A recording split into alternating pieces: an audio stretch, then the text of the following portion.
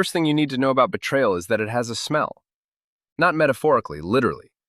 It smells like expensive cologne, mixed with guilt sweat, and the particular brand of desperation that comes from trying too hard to cover your tracks. I discovered this at 3:17 in the morning when my fiancée, Sophie, stumbled through the front door of my family's ancestral mansion, reeking of Cade Purcell's signature scent, like she'd bathed in it. "Luke?"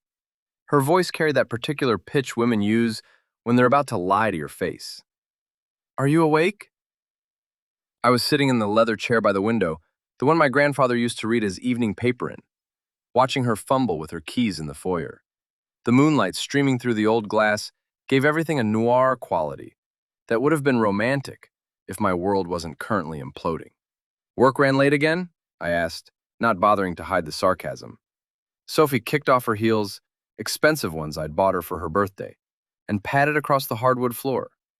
Even in the dim light, I could see the telltale signs: lipstick slightly smeared, hair just a touch too messy, that post-coital glow that definitely hadn't come from working on marketing campaigns. You know how it is with the Henderson account? Cade had some last-minute changes to the presentation. She was already building her lie, brick by brick. We had to stay and revise everything. Cade Purcell, tech entrepreneur, new money flashiness, and apparently the reason my fiancé had been coming home late 3 nights a week for the past month. The man had the personality of a used car salesman and the moral compass of a broken GPS. But he had one thing I apparently lacked: novelty. "Must have been some presentation," I said, standing up from the chair. "You've got his cologne all over you." Sophie froze. For just a moment, her carefully constructed mask slipped, and I saw something that looked almost like relief, like she was tired of pretending. "It was just the office air freshener. You know how strong those automatic sprayers can be?" "Right, air freshener." I walked closer, and she actually took a step back. Funny thing about Cade's cologne, though, it's custom made, cost about $300 an ounce. Seems like an expensive choice for office air freshener. The silence stretched between us like a taut wire. Sophie's mouth opened and closed a few times, searching for words that wouldn't come. Finally, she settled on offense as her best defense. "Are you accusing me of something, Luke?" "I'm not accusing you of anything. I'm telling you that you smell like another man. You've been lying about where you spend your evenings, and your phone has been buzzing with texts from Cade at all hours of the night." I paused, letting that sink in. "But please, continue with the air freshener story. I'm fascinated by your creativity." Her phone, as if summoned by my words, buzzed from inside her purse. Sophie's eyes darted toward it like a guilty teenager caught with contraband. "Aren't you going to check that?" I asked. "Might be work. You know how dedicated Cade is to those late-night brainstorming sessions." "Luke, you're being paranoid." "Am I?" I reached into my jacket pocket and pulled out my own phone. "Because I did a little brainstorming of my own tonight. Turns out Cade posted some interesting photos on his Instagram story earlier. Wine bar downtown, table for two, very romantic lighting." I held up the screen. "That's your bracelet in the corner of the frame, isn't it? The one I gave you for Christmas." Sophie's face went through several interesting color changes. She opened her mouth to speak, but I wasn't finished. "Oh, and that text that just came in? The one you're pretending isn't there? I'm betting it says something along the lines of, 'Can't wait for next time,' or 'Last night was incredible. Am I warm?'" Her phone buzzed again, and again. "You went through my phone," she whispered. "I didn't have to. You left it on the kitchen counter yesterday morning while you showered." It lit up with a text from Cade that said, and I quote, "Can't stop thinking about how you taste." I smiled, but there was no warmth in it. I have an excellent memory for details. Comes with being a lawyer. Sophie sank onto the couch, her carefully constructed world crumbling around her. "Luke, I can explain." "Please don't." I held up a hand. "Whatever you're about to say will just insult both our intelligences. You're having an affair with Cade Purcell. You've been having an affair with him for at least a month, probably longer. You've been using work as a cover, and you've been sloppy about it because you wanted to get caught." "That's not—" "It is. Deep down, you wanted me to find out because you're too much of a coward to end this engagement yourself. You wanted me to be the bad guy, to blow up and make a scene so you could play the victim." I sat down across from her, leaning forward. The only problem with your plan is that I'm not going to give you that satisfaction. Sophie's eyes filled with tears. Real ones this time, not the crocodile tears she'd been practicing. What are you saying? I'm saying that if you want out of this relationship, you're going to have to own it. You're going to have to be the one who walks away. I stood up, straightening my shirt. But before you make that decision, there's something you should know.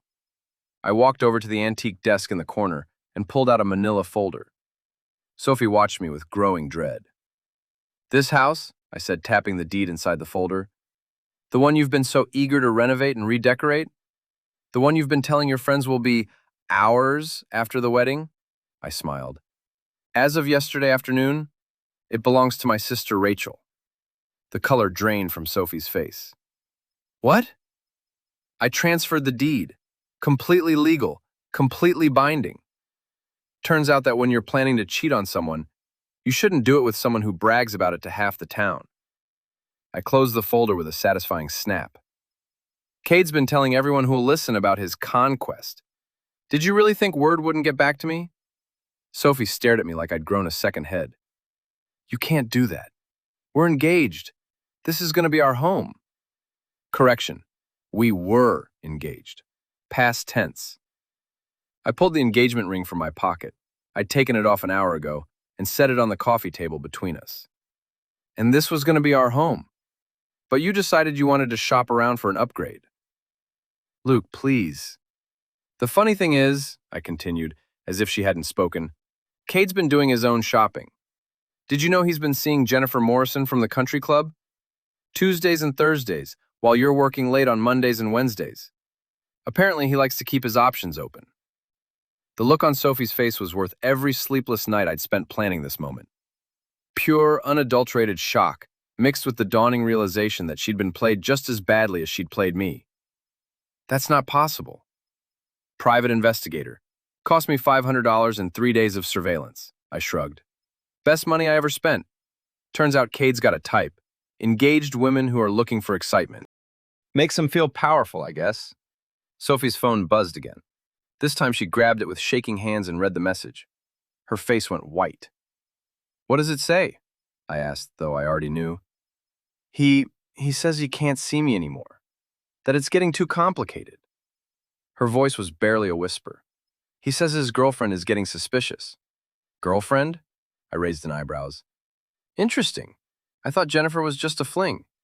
Sophie looked up at me with something approaching hatred. You did this. You told him to. I didn't tell Cade to do anything. I just made sure he knew that his little secret wasn't as secret as he thought. I picked up my jacket from the back of the chair. Turns out that when you threaten to tell a man's business partners about his habit of seducing engaged women, he suddenly develops a conscience. You bastard. Maybe, but I'm a bastard who doesn't cheat on his fiancée. I headed toward the door, then paused. Oh, and Sophie, you might want to find somewhere else to stay tonight. This house belongs to Rachel now, and I don't think she'd appreciate having a guest who's been planning to redecorate her property. I left her sitting there on the couch, surrounded by the ruins of her carefully laid plans. As I walked out into the cool night air, I felt something I hadn't experienced in months. Satisfaction. But this was just the beginning. Sophie had humiliated me, betrayed my trust, and tried to steal my family's legacy. Cade had helped her do it, all while bragging about his conquest to anyone who would listen. They thought they were so clever, so sophisticated in their deception. They had no idea what they'd unleashed. The smell of betrayal was still in my nostrils as I drove away from the mansion, but it was mixing with something else now, the sweet scent of revenge.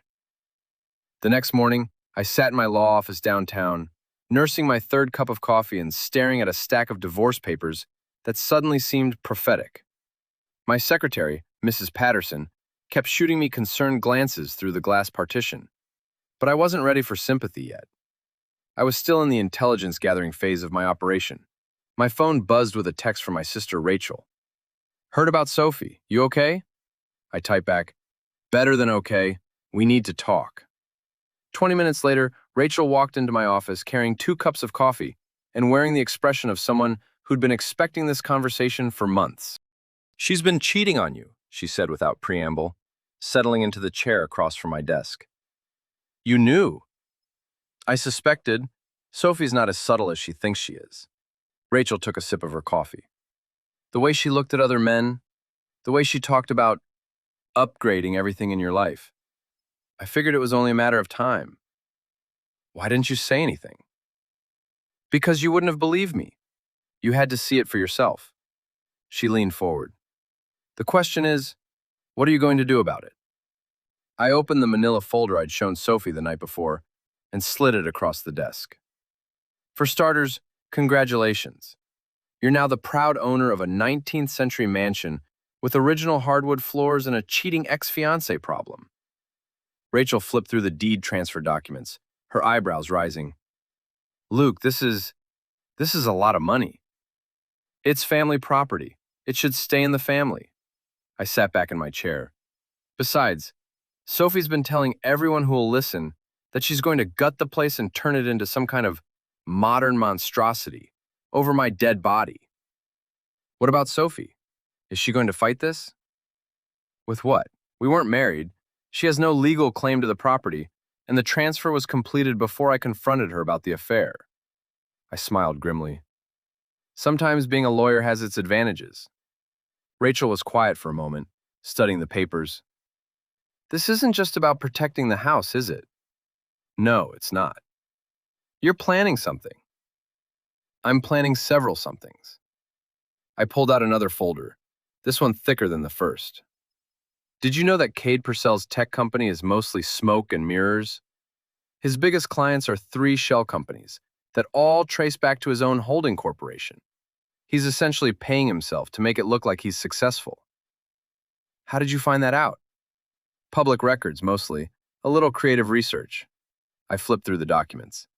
His flashy lifestyle is funded by a series of increasingly desperate loans.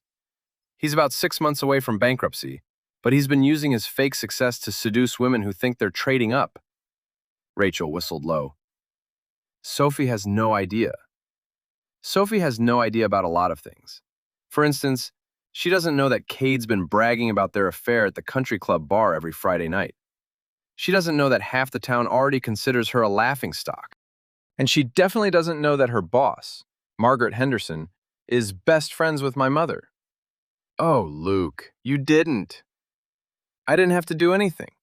I just had coffee with Mom yesterday and mentioned that Sophie had been working very closely with Cade on the Henderson account. Mom mentioned it to Margaret in passing. I shrugged. What Margaret chooses to do with that information is entirely up to her. My phone rang, interrupting our conversation. The caller ID showed Tommy Reeves, my old college roommate who now ran a private security company. Tommy, please tell me you have good news. Better than good. Your boy Cade is a creature of habit. Every Monday, Wednesday, and Friday, he goes to Murphy's bar downtown around 6 p.m., orders the same drink, top-shelf whiskey, neat, and holds court with whoever will listen to his stories about his business success and romantic conquests. Romantic conquests? Oh yeah. Apparently he's got a whole system. He targets women in relationships, particularly engaged women. Says it makes the conquest more exciting. Tommy's voice carried a note of disgust. He's been bragging about Sophie for weeks. Calls her his latest project. I felt my jaw clench. What else? He drives a leased BMW convertible that he can't actually afford. Parks it in the same spot every time, right under the streetlight where everyone can see it. Vanity plates that say CADE1. Real subtle guy. Anything else I should know? Yeah. He's been telling people that Sophie's going to leave you for him as soon as she can figure out how to get her hands on your family money. Apparently he's got big plans for that house of yours. The rage that had been simmering in my chest since last night flared into something white hot. Had big plans. What do you want me to do, Luke? For now, keep watching, document everything, and Tommy, make sure you get photos of him bragging about Sophie. I have a feeling I'm going to need them. After I hung up, Rachel was staring at me with a mixture of admiration and concern. You're really going to destroy them, aren't you? They destroyed themselves. I'm just going to make sure everyone knows about it. I stood up and walked to the window overlooking Main Street.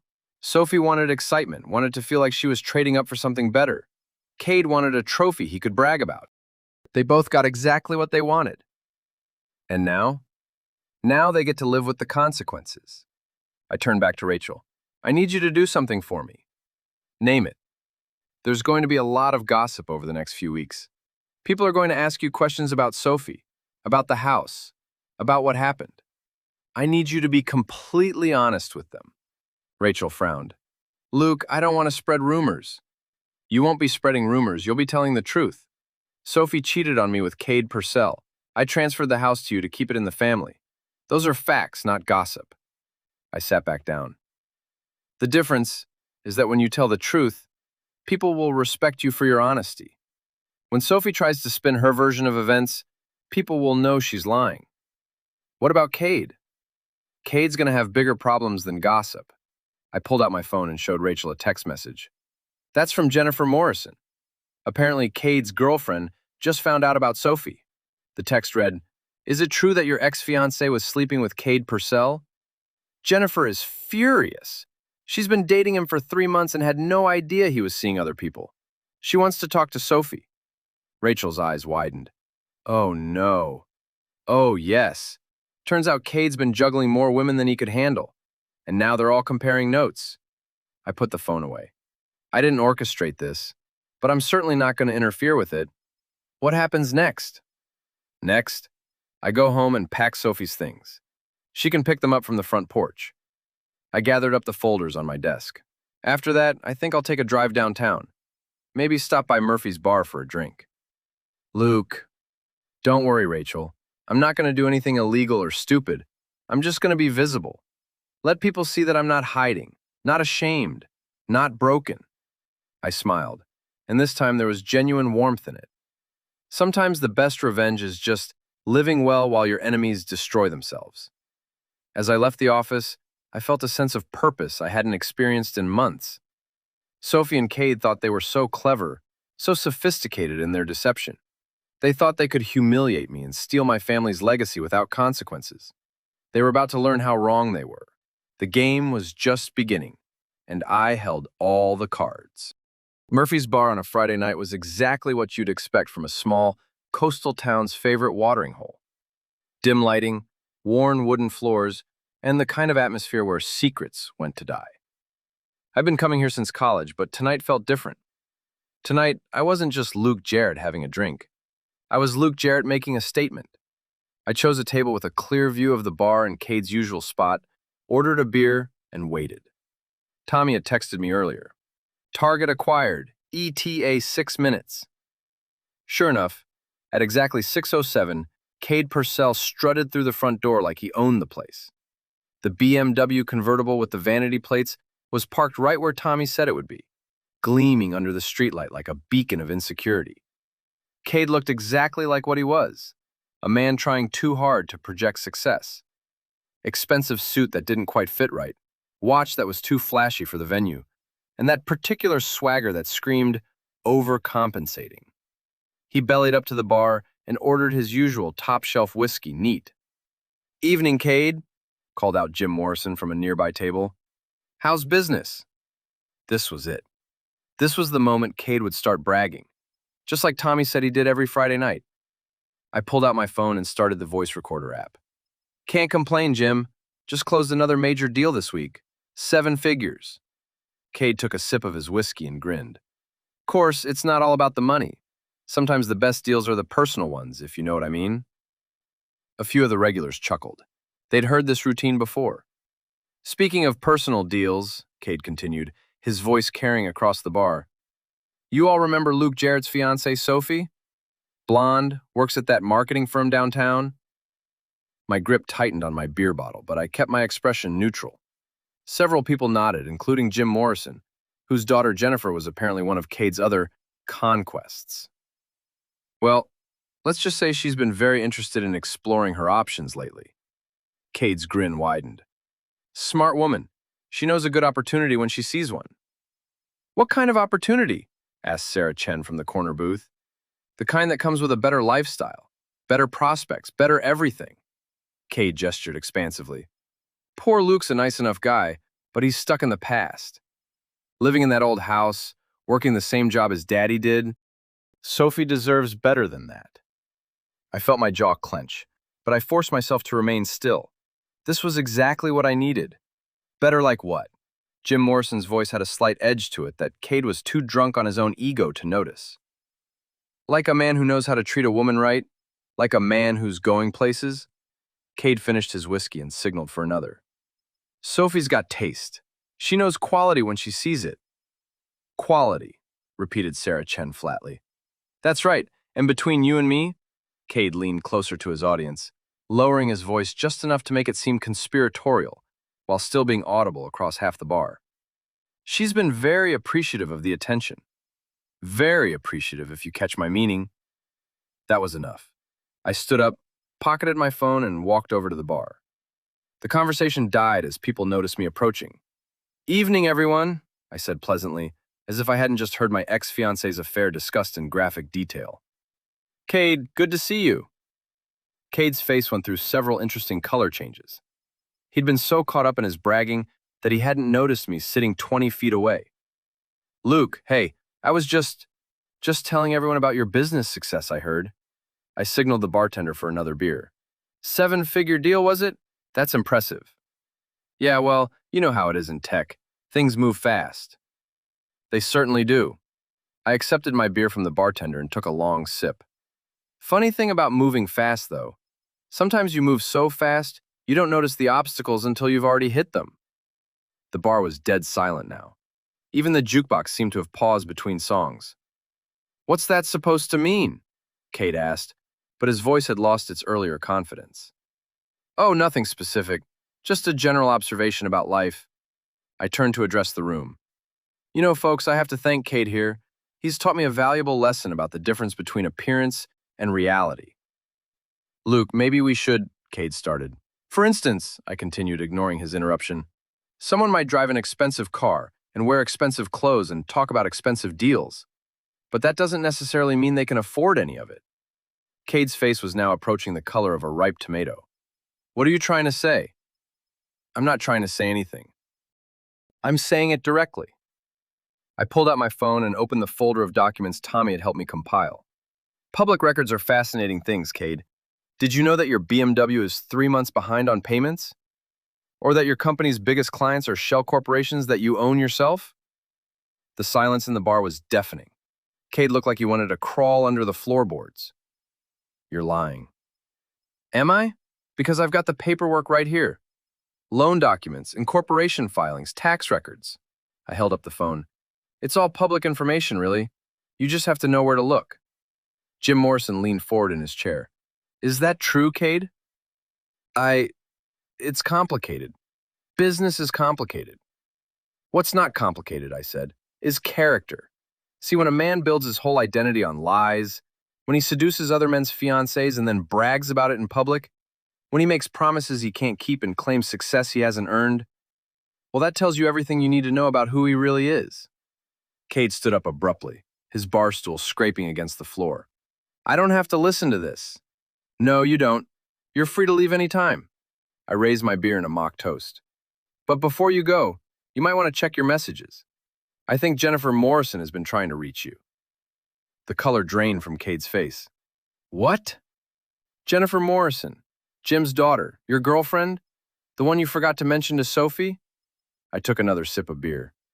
Turns out women talk to each other, Cade. Especially when they discover they've been dating the same man. Jim Morrison stood up, his chair scraping loudly against the floor. You've been dating my Jennifer? Jim, I can explain. While you were sleeping with Luke's fiancée? Jim's voice was rising. You son of a... Gentlemen, I interrupted smoothly. Let's keep this civilized. We're all adults here. But Cade was already backing toward the door, his earlier swagger completely evaporated. I have to go. I have a business call. At 9 p.m. on a Friday? Sarah Chen called out. Must be important. Cade practically ran for the exit, leaving his half-finished whiskey and his shredded reputation behind. The door slammed shut behind him, and for a moment, the only sound was the hum of the air conditioning.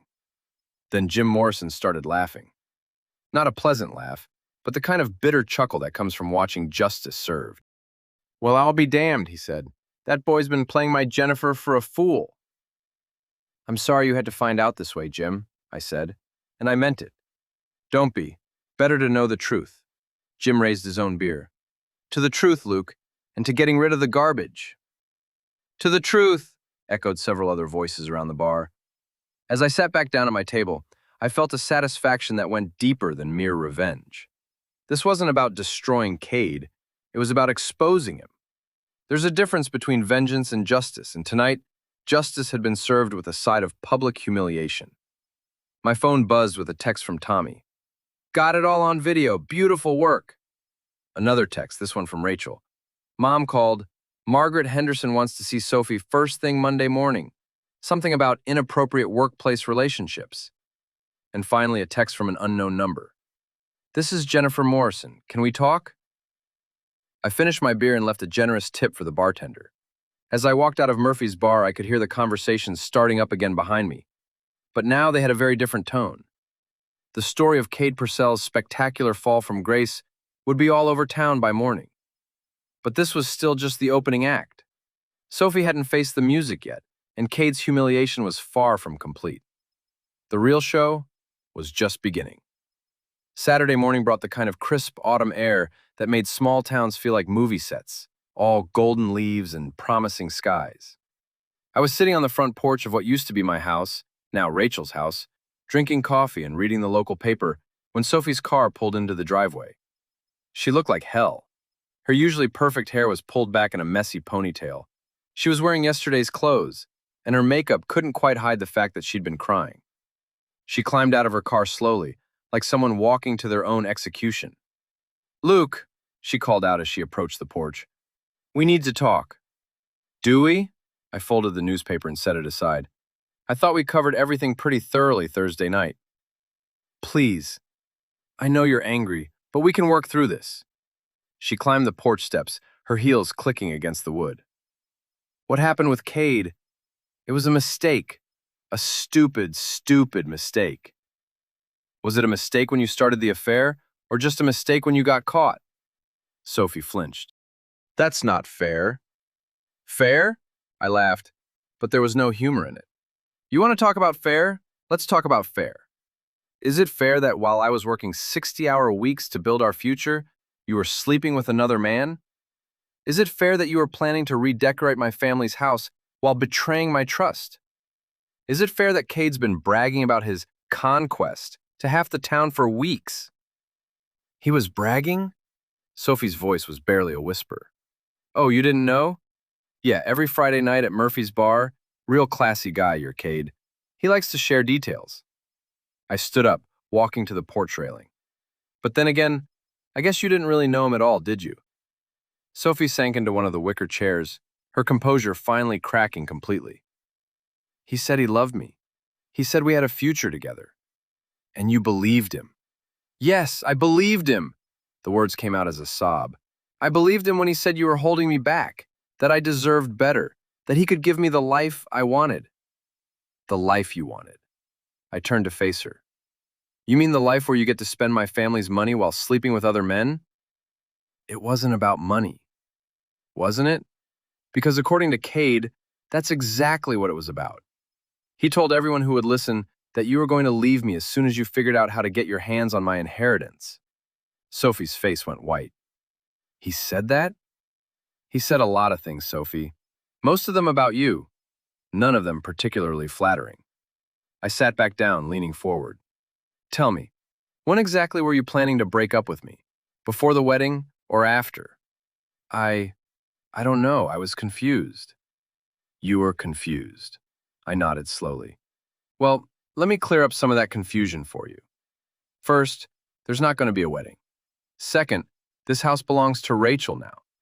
So whatever redecorating fantasies you had are over. Third, your boyfriend Cade has been sleeping with at least 2 other women while he was sleeping with you. That's not true. Ask Jennifer Morrison. Better yet, ask her father. He was at Murphy's last night when I shared some of Cade's more colorful stories about his romantic conquests. I pulled out my phone. Would you like to hear the recording? You recorded him? I recorded him bragging about seducing you. I recorded him describing your appreciation for his attention. I recorded him explaining to a room full of people how he was helping you trade up from your boring fiancé. I held up the phone. It's all here, Sophie. Every disgusting detail. Sophie buried her face in her hands. Oh, God, everyone knows. Everyone knows that you cheated on me, yes. They also know that Cade played you for a fool, that he's been bragging about it for weeks, and that he's been sleeping with other women the entire time. I put the phone away. But hey, at least you got that excitement you were looking for. Luke, please, I know I screwed up, but we can fix this. We can go to counseling, we can… Sophie, stop. I held up a hand. There is no we anymore. There's you, dealing with the consequences of your choices. And there's me, moving on with my life. What about my job? Margaret Henderson called this morning. She wants to see me first thing Monday. What about it? You know what about it. You told your mother, didn't you? You told her about me and Cade. I mentioned that you'd been working very closely with Cade on the Henderson account. What Margaret chooses to do with that information is between you and her. I shrugged. Although I imagine she's not thrilled about having her company's reputation associated with workplace affairs. Sophie stood up abruptly, pacing to the edge of the porch. You're destroying my life. I'm not destroying anything. I'm just not protecting you from the consequences of your own actions anymore. I leaned back in my chair. For months, I covered for you when you came home late. I made excuses when you canceled plans. I ignored the signs because I thought you deserved the benefit of the doubt. That was my mistake. So what happens now? Now you figure out what you want to do with the rest of your life. Without me, without this house, and apparently without Cade. I picked up my coffee cup. I hear he's been having some financial difficulties. Something about overextended credit and fake business deals. Might not be the upgrade you thought he was. Sophie stared at me like I was a stranger.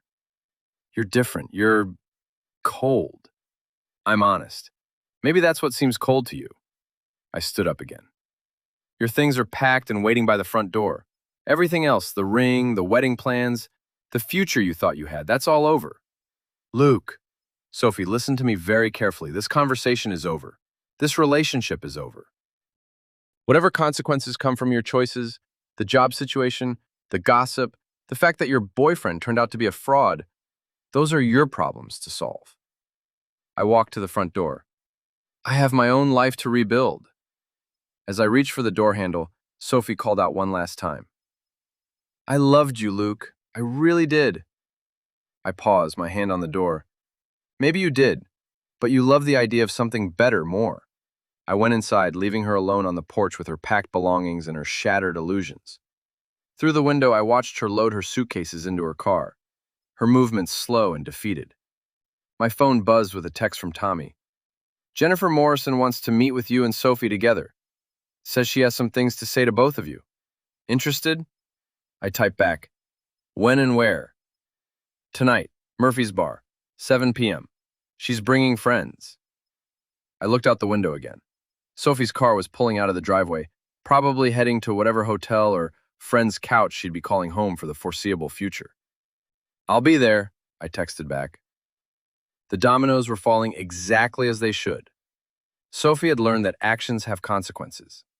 Cade had learned that bragging about your conquests can backfire spectacularly. And I was learning that sometimes the best revenge isn't something you do to your enemies.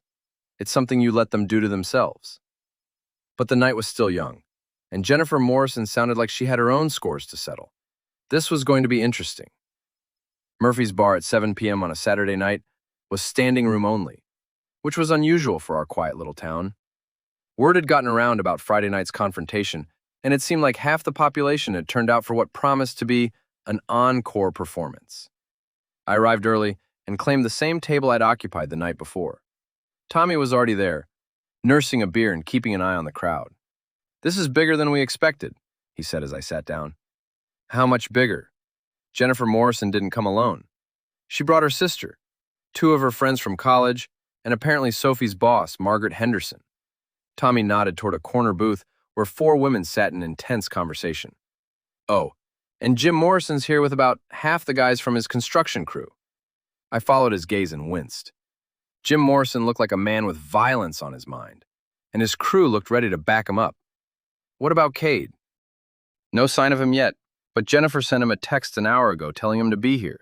She copied Sophie on it. Tommy showed me his phone. She also copied about 20 other people, including her father.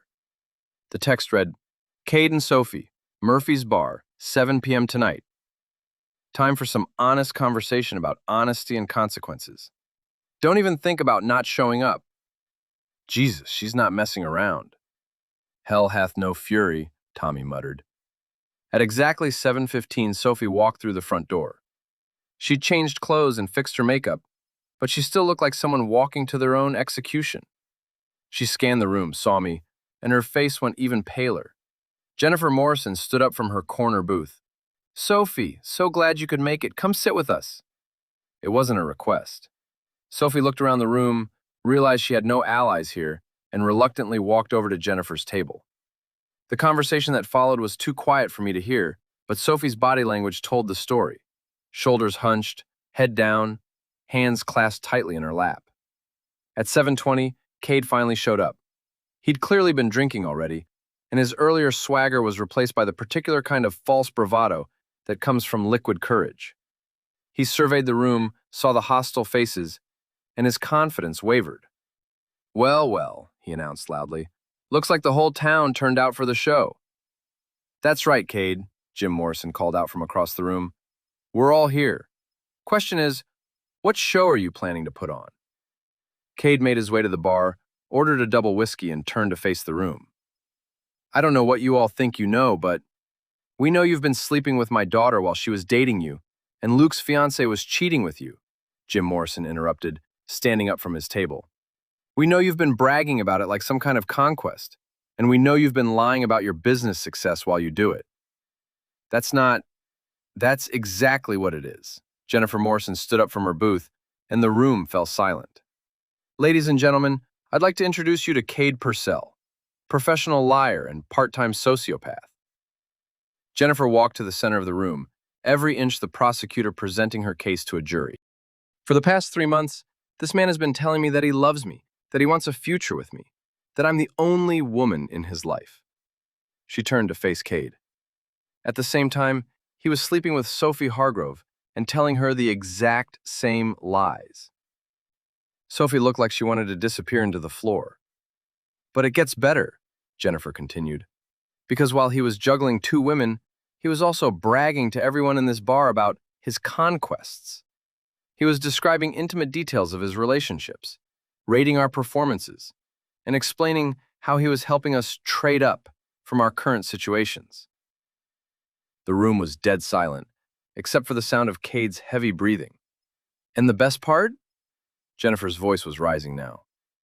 The absolute best part is that this man, who's been acting like God's gift to women, is completely broke. His business is fake, his car is repossessed, and his apartment is being foreclosed on. Jennifer, please, Cade started. I'm not finished. Jennifer held up a hand. See, after Luke's little revelation last night, I did some digging of my own. Turns out that when you lie about everything else, people start to wonder what other lies you've been telling. She pulled out a folder that looked remarkably similar to the ones I'd been carrying around.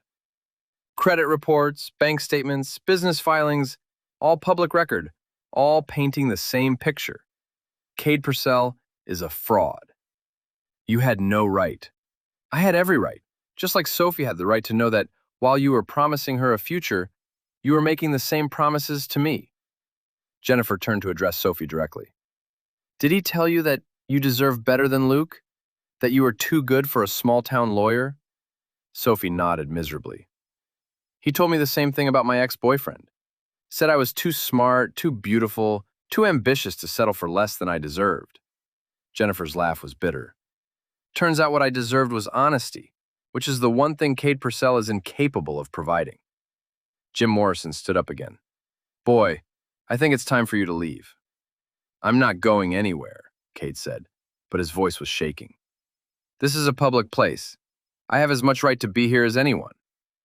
Actually, I said, speaking for the first time since the confrontation began, you don't.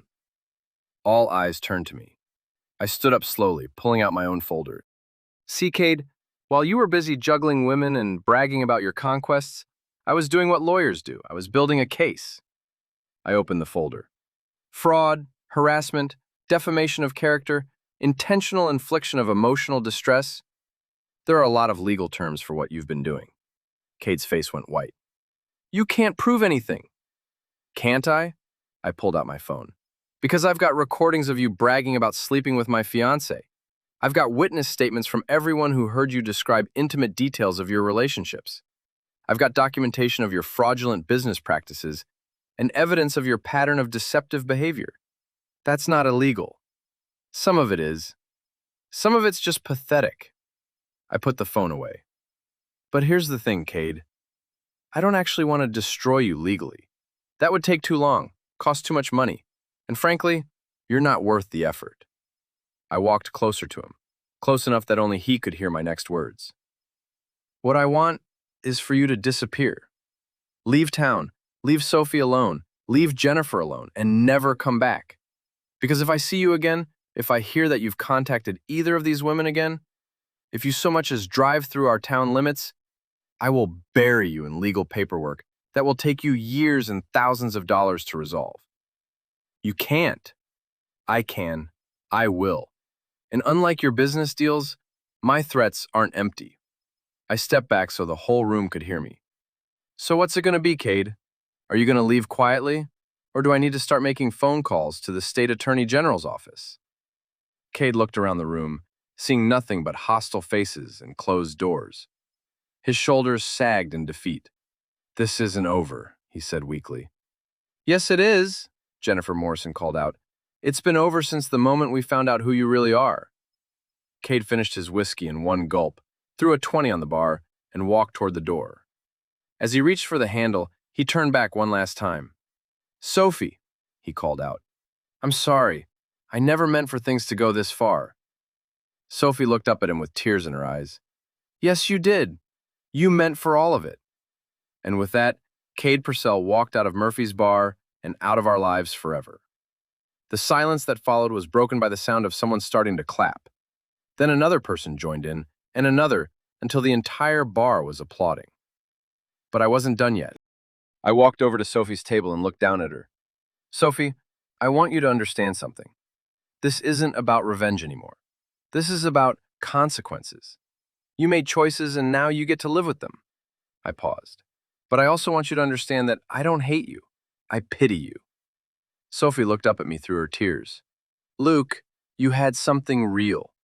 You had someone who loved you, who was building a future with you, who would have done anything for you. And you threw it away for a fantasy. I shook my head. I hope whatever you thought you were getting was worth what you lost. I turned and walked back to my table, leaving Sophie to face the consequences of her choices alone. As the crowd began to disperse and normal conversation resumed, Tommy raised his beer in a toast. To justice served, he said. To justice served, I agreed.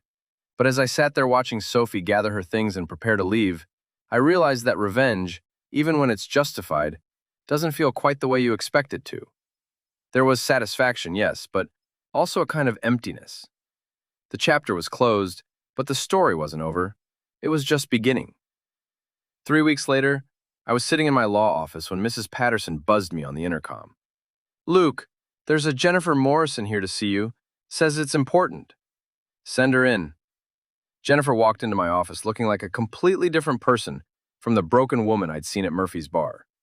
She was well-dressed, confident, and carrying herself with the kind of purpose that comes from having survived something terrible and come out stronger. Jennifer, good to see you. How are you holding up? Better than I expected, actually. She sat down across from my desk. I wanted to thank you for what you did at Murphy's, and I wanted to give you an update on our mutual friends. Oh? Cade left town the next day, packed up his apartment in the middle of the night and disappeared. Word is he's somewhere in Florida trying to start over with a new identity and a new set of lies. And Sophie? Jennifer's expression darkened slightly. That's actually why I'm here. Sophie lost her job, as you probably heard. Margaret Henderson fired her Monday morning for conduct unbecoming a professional representative of the company. I nodded. I'd heard through the grapevine that Sophie's termination had been swift and decisive. But here's the thing, Jennifer continued. Sophie's been telling people around town that you orchestrated the whole thing, that you manipulated everyone, including me, to destroy her relationship with Cade. Is that so? She's been saying that you're obsessed with her, that you can't handle being rejected, and that you're using your position as a lawyer to harass her. Jennifer leaned forward. She's even been hinting that she might file a restraining order against you.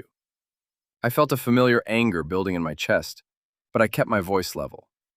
Has she filed anything? Not yet, but Luke, she's not done. She's angry, she's desperate, and she's looking for someone to blame for her situation. Jennifer paused. I think she's planning something. What kind of something? I don't know, but yesterday she approached my sister at the grocery store and started asking questions about you. Personal questions. About your family, your business, your relationship with Rachel. Jennifer's voice was concerned. It felt like she was fishing for ammunition. I leaned back in my chair, processing this information. Sophie had always been vindictive when she didn't get her way, but I'd hoped that losing her job and her boyfriend would be enough to make her accept reality and move on. There's something else, Jennifer said. She's been seen around town with Marcus Webb. Marcus Webb, local troublemaker, small-time criminal, and all-around bad news. If Sophie was associating with Marcus, she was definitely planning something. What kind of association? The kind where they spend a lot of time talking in dark corners, and she pays for his drinks. Jennifer stood up. Luke, I know you think this is over, but I don't think Sophie sees it that way.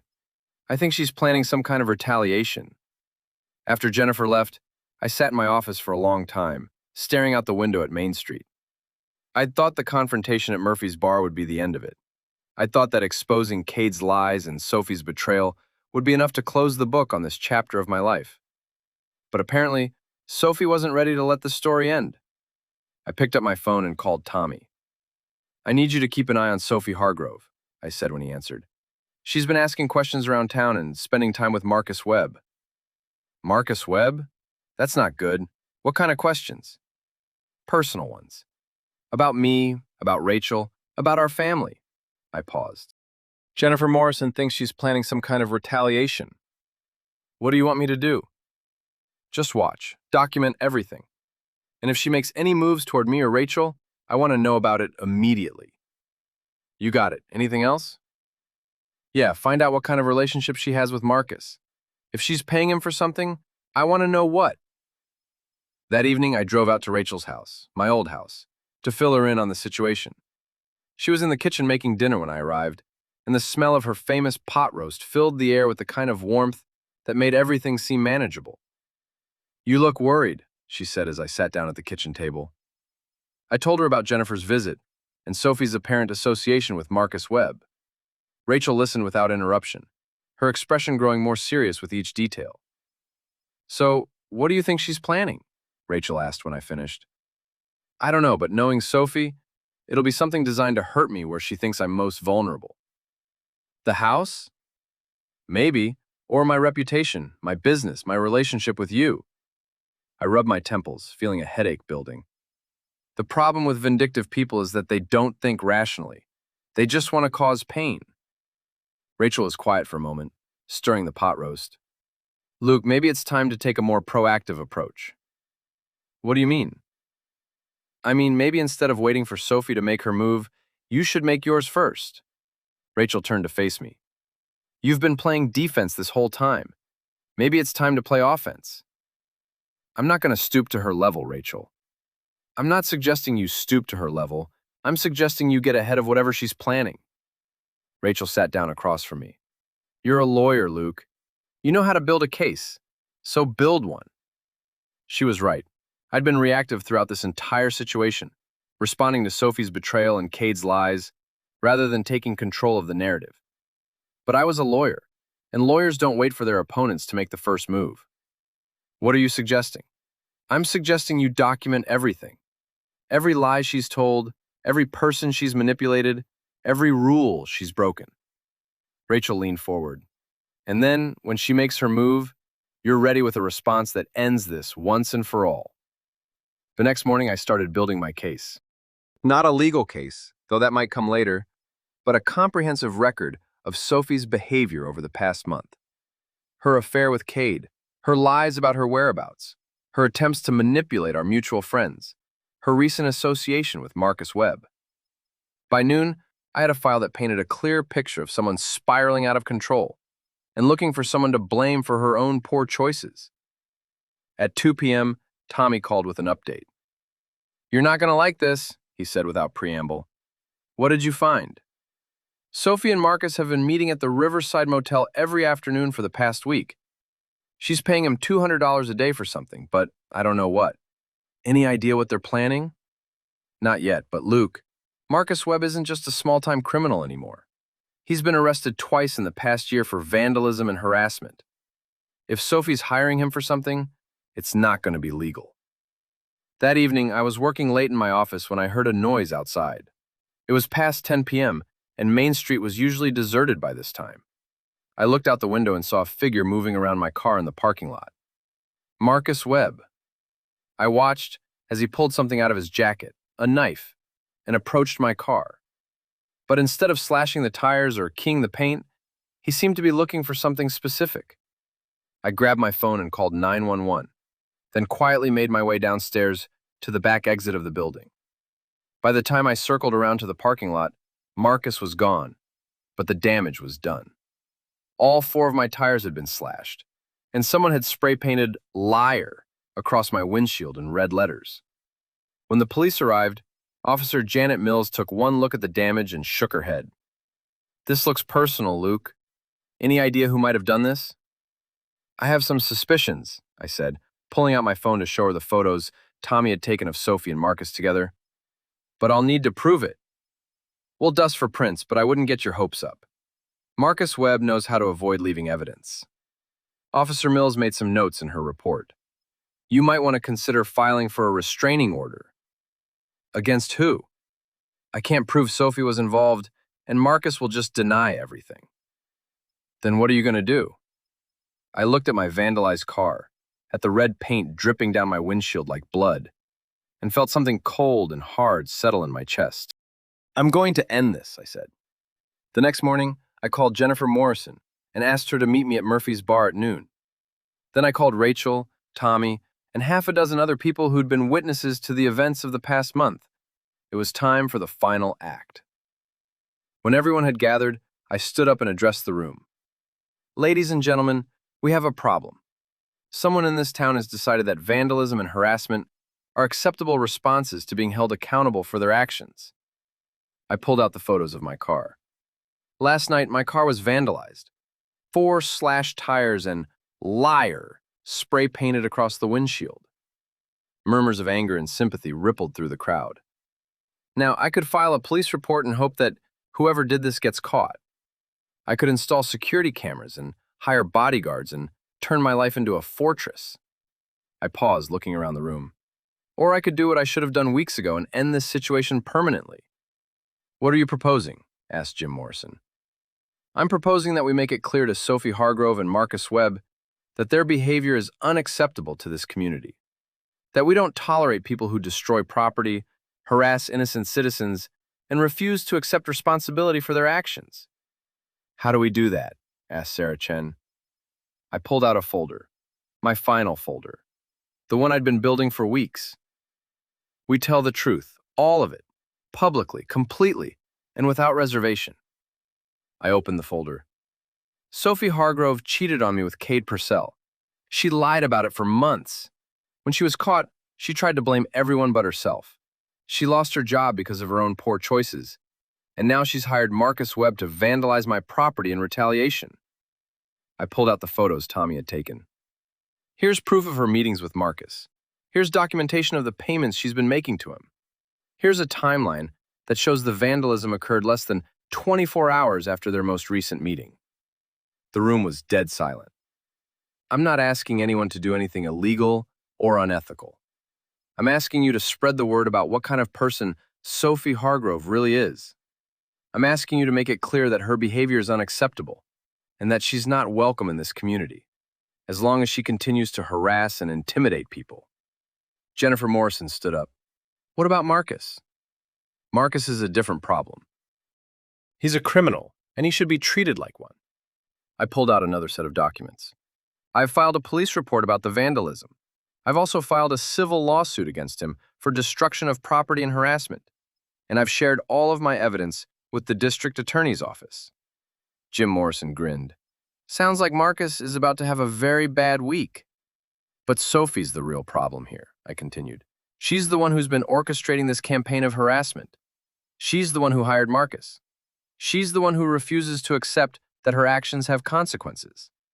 I closed the folder and looked around the room. So I'm asking all of you to help me send a message. Not through violence or illegal activity, but through the power of truth and community standards. Sophie Hargrove needs to understand that her behavior is unacceptable, and she needs to face the consequences of her choices. The response was immediate and unanimous. By the end of the week, Sophie's reputation in town was completely destroyed. Every business owner, every social group, every community organization knew exactly what she'd done and why. Marcus Webb was arrested 3 days later when the police found evidence linking him to my vandalized car. He was charged with destruction of property, harassment, and conspiracy. When faced with the possibility of jail time, he immediately gave up Sophie as the person who'd hired him. Sophie left town the following week, quietly and without fanfare. No goodbye parties, no farewell dinners, no dramatic exit speeches. She just packed her remaining belongings and disappeared, leaving behind nothing but bad memories and a reputation that would follow her wherever she went. A month later, I was sitting in Rachel's kitchen, our kitchen now since I'd moved back into the family house, when she asked me how I felt about everything that had happened. Satisfied, I said after thinking about it for a moment. Not happy exactly, but satisfied. Justice was served. Any regrets? Only one, I said. I regret that it took me so long to see Sophie for who she really was. I regret wasting months of my life on someone who was never worthy of my trust. Rachel nodded. But you learned something valuable. What's that? You learned that you're stronger than you thought. You learned that you don't have to accept betrayal and manipulation. And you learned that sometimes the best revenge isn't revenge at all. It's just refusing to be a victim. She was right. The past few months had been painful, humiliating, and exhausting. But they'd also been educational. I'd learned that I was capable of fighting for myself, of standing up to people who tried to take advantage of me, and of building a life that didn't depend on anyone else's approval or validation. Sophie and Kate had thought they were so clever, so sophisticated in their deception. They'd thought they could humiliate me and steal my family's legacy without consequences. They'd learned how wrong they were. And I'd learned that sometimes the best revenge is simply living well while your enemies destroy themselves.